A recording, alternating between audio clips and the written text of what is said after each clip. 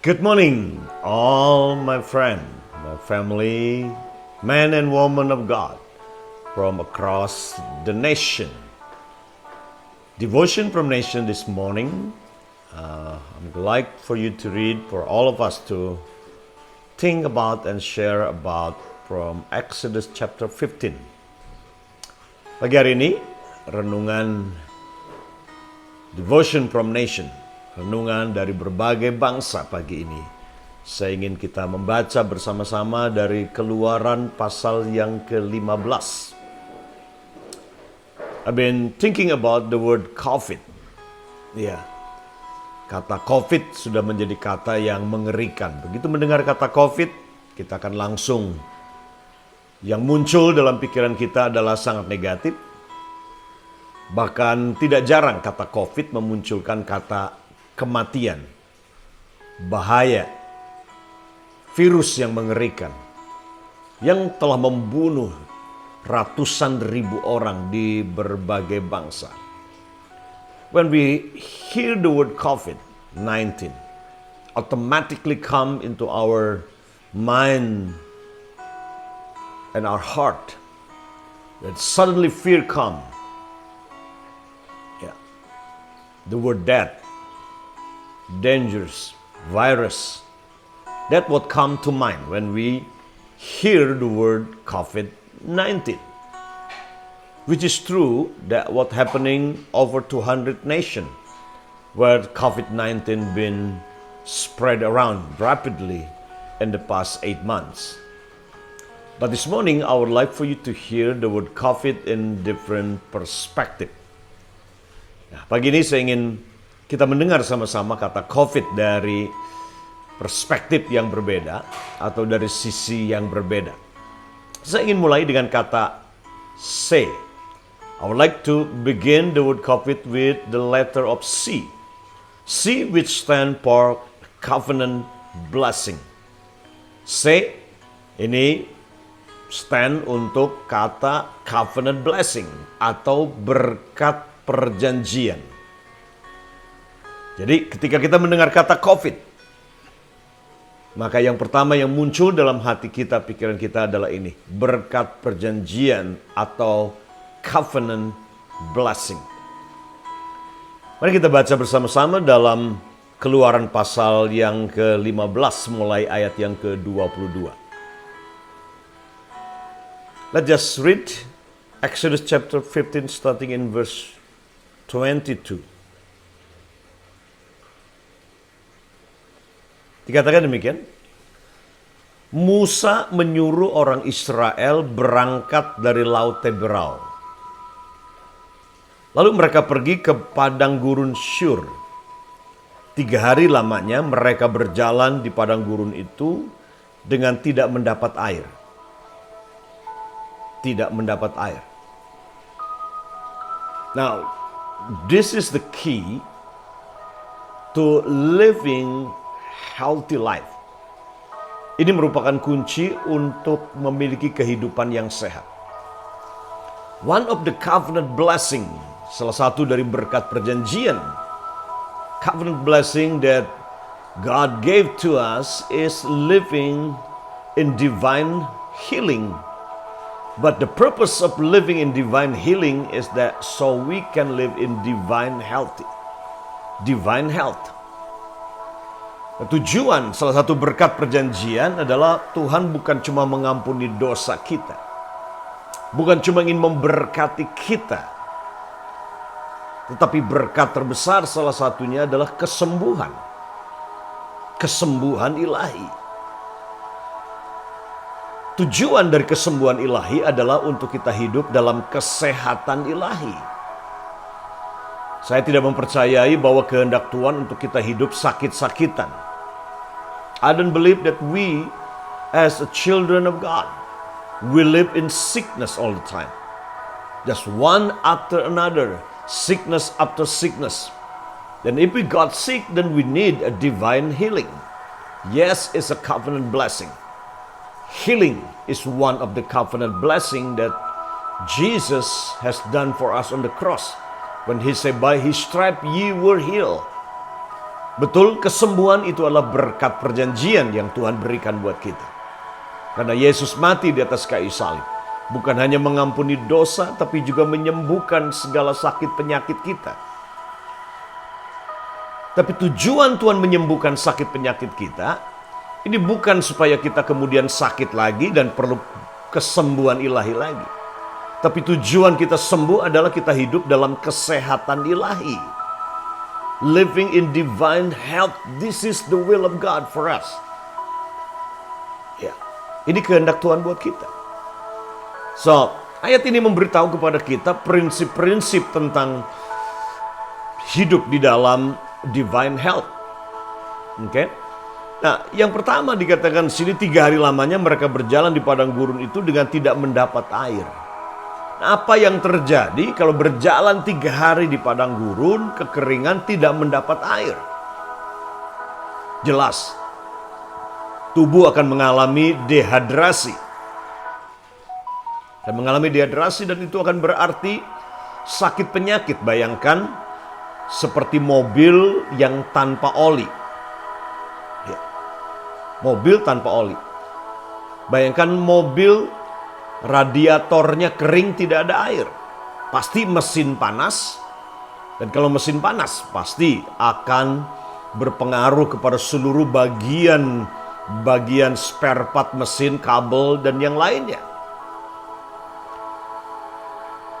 Liquid dalam sebuah mobil, oli dan air dalam sebuah mobil ini sangat menentukan apakah mobil ini akan bisa berjalan atau tidak. Sama dengan tubuh kita.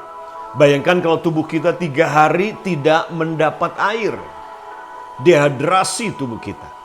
Nah, ketika tubuh kita dehidrasi, maka seluruh fungsi ginjal, fungsi semua tubuh kita akan terganggu.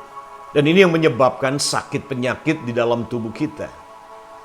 Ini yang menyebabkan rusak spare part, anggota-anggota tubuh yang Tuhan berikan kepada kita. Air ini salah satu bagian yang sangat penting untuk kita hidup di dalam divine health. Ya, kesehatan ilahi. Nah, ini bukan tanggung jawab Tuhan. Tuhan sudah menyediakan semua, sumur, mata air. Air sekarang ada di depan kita, di sekeliling kita. Tapi kalau karena kemudian kita terlalu malas untuk minum air yang dibutuhkan oleh tubuh kita, maka jangan salahkan Tuhan dan salahkan setan kalau kemudian spare part tubuh kita ini rusak karena memang mengalami kekeringan dan dehidrasi. Nah, ini yang terjadi dengan bangsa Israel. So one of the key in living in divine health is you have enough water in your body system. Memiliki cukup air dalam tubuh kita. Nah, ini tanggung jawab kita, bukan tanggung jawab Tuhan. Tuhan menyediakan mata air, tapi tanggung jawab kita untuk kemudian mengambil air tersebut dan meminumnya. Hari ini ada begitu banyak anak-anak bahkan di Sudan, di Afrika yang tidak punya akses kepada air bersih. Sehingga banyak setiap tahun anak-anak yang mati bukan hanya dehidrasi. Mereka tidak punya akses kepada air bersih sehingga mereka minum air kotor, air comberan, air yang sudah terkontaminasi, tidak layak minum, sehingga banyak anak-anak yang mati setiap tahun di Afrika karena ini. Jadi bukan hanya sekedar air, tetapi memasukkan air yang murni, air mineral yang memang dibutuhkan oleh tubuh kita, ini menjadi sangat penting sekali buat kesehatan tubuh kita. Lihat, ayat yang ke-23, sampailah mereka ke Mara. Tapi mereka tidak dapat minum air yang di Mara itu karena pahit rasanya. Itulah sebabnya dinamai orang tempat itu Mara. Kunci kedua untuk hidup dalam kesehatan ilahi adalah hidup bebas terlepas dari kepahitan. bebas dari pahit hati, bebas dari benci, bebas dari marah, bebas dari kecewa dan dendam kepada siapapun. Pahit kepada suami, pada istri, pahit kepada orang tua, pahit kepada ketua sinodemu, kecewa dan benci kepada mertuamu mungkin, atau rekan sekerja hamba Tuhan.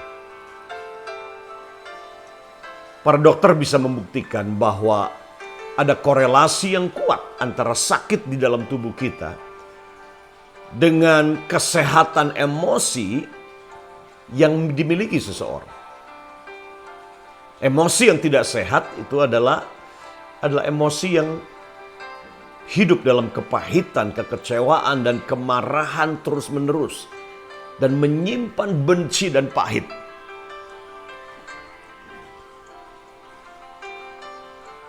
Yang kedua adalah ini. Kita harus belajar hidup dalam kasih, hidup dalam pengampunan jika kita ingin hidup dalam kesehatan ilahi. Hidup dalam pengampunan. Lepaskan segala kepahitan dari hati kita. Ayat yang ke-24. Lalu bersungut-sungutlah bangsa itu kepada Musa. Kata mereka, apakah yang akan kami minum? Apakah yang akan kami minum? Yang ketiga, kunci hidup dalam kesehatan ilahi yang ketiga adalah ini. Hidup selalu penuh dengan syukur. Ada hamba Tuhan yang berkata PSBB itu adalah singkatan penuh syukur berkat besar. Hidup penuh syukur ada berkat besar. Kalau ingin hidup sehat dan hidup dalam kesembuhan ilahi, maka yang ketiga di sini adalah pastikan hati saudara penuh dengan syukur senantiasa setiap hari. Bukan bersungut-sungut dan ngomel setiap hari. Untuk semua yang tidak ada, untuk semua keadaan yang tidak menyenangkan dan tidak nyaman. Tapi selalu bersyukur untuk apa yang ada. Bersyukur untuk apa yang Tuhan sudah berikan kepada kita. Ini kunci hidup dalam kesehatan dan kesembuhan ilahi. Berikutnya, ayat yang ke-25. Berserulah, Musa berseru-seru kepada Tuhan. Dan Tuhan menunjukkan kepadanya sepotong kayu. Musa melemparkan kayu itu ke dalam air, lalu air itu menjadi manis. Di sanalah diberikan Tuhan ketetapan-ketetapan dan peraturan-peraturan kepada mereka. Dan di sanalah Tuhan mencoba mereka, firman-Nya. Jika kamu sungguh-sungguh mendengarkan suara Tuhan Allahmu dan melakukan apa yang benar di matanya, dan memasang telingamu kepada perintah-perintahnya, dan tetap mengikuti segala ketetapannya, maka aku tidak akan menimpakan kepadamu penyakit manapun yang telah kutimpakan kepada orang Mesir. Sebab aku Tuhanlah yang menyembuhkan engkau. Musa berseru kepada Tuhan. Kemudian Tuhan memberikan strategi bagaimana air yang pahit itu menjadi manis atau menjadi sehat sehingga bisa dikonsumsi dan bisa diminum. So Moses cried out in Marah because the water was so bitter and they cannot drink the water. And God gave Moses a strategy how to heal that water. God showed him a piece of tree or wood, which is symbolized of the cross of Jesus Christ. And God told Moses, said, throw that tree, that wood into that bitter water. And immediately the water was healed, so become a drinkable water. Ketika Musa lemparkan kayu itu, air itu menjadi sehat, air itu menjadi sembuh dan bisa diminum. Hidup dalam kesehatan ilahi penting, ada 3 hal tadi.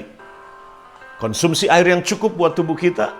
Make sure you have enough water in your body system if you want to live in divine health.